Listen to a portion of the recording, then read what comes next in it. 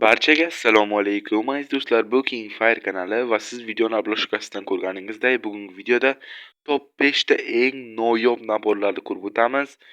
Albatta videoni boshlashdan oldin videoga like bosib kanalga obuna bo'lib qo'ying.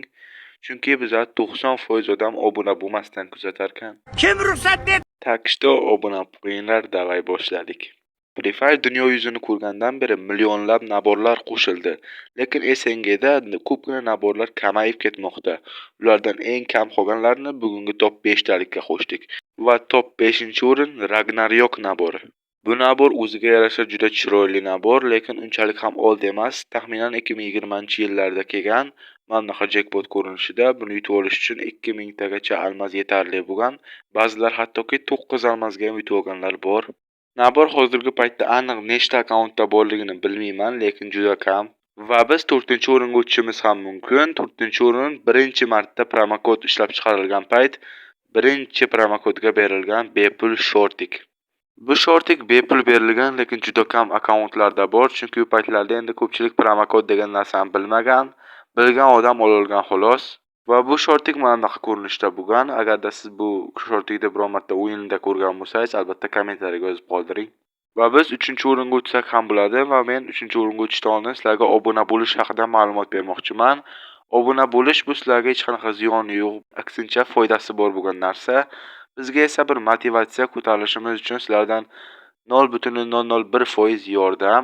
Agar sizlar bu videoni jo'ralaringga yuborsalaring, bu ko'proq yordam bo'ladi.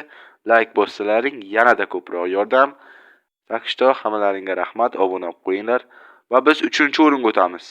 3-o'rindagi kiyim bu ko'k kurtka juda ko'p hype'larga sababchi bo'lgan, juda ko'pchilikka yoqadi bu, lekin juda kam akkauntlarda bor. Men bu kurtka haqida ko'p gapirish niyatim yo'q, chunki o'zlaring internetlarda ko'rgan bo'lsalaring kerak. Va biz sirazi 2-o'ringa o'tib ketamiz. 2-o'rin Free Fire Max chiqishiga bag'ishlangan mana shu Max nabori. Free Fire Max taxminan 2020-yillarda chiqqan bo'lsa agar, bu naborda faqatgina SNGda 50 tagina akkaunt olgan xolos.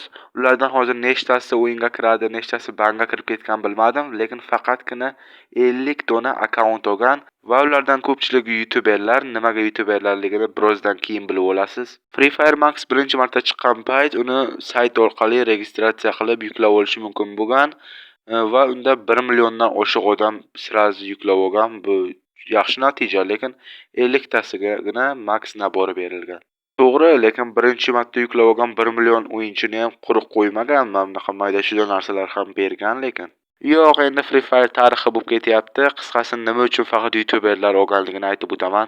Qisqasi mana shu saytga eng ko'p Free Fire'chini qo'shgan, ya'ni shu Free Fire yuklab olish uchun eng ko'p qo'shgan odamga mana shu Max naborini bergan. Tabiiyki, endi youtuberlarda auditoriyasi bo'lgan. O'zini podpischalarini shuni qo'shib o'rgan, tamom. Keyin 50 tasi shu naborda olgan. Hozir nechtasi o'yinga kiradi, nechtasi banga kirgan bilmayman lekin. Va nihoyat biz top 1-naborda ko'rib o'tamiz. Bu 1-o'rindagi nabor butun SNGda bor yo'g'i bir donagina akkauntda bor ekan. Bu naborda ko'rib chiqishlaring mumkin. Bu nabordan men onamni yaxshi ko'raman degan ma'noda mana chekkasiga yozib qo'yibdi. Bu nabor faqatgina bir donagina akkauntda bor va bu ham jenskiy ham mujskiy nabor bo'ladi. Men ushbu ro'yxatga mana bu naborni qo'shmadim, chunki bu nabor haqida ko'pchilik youtuberlar video qilgan va ko'pchilik biladi.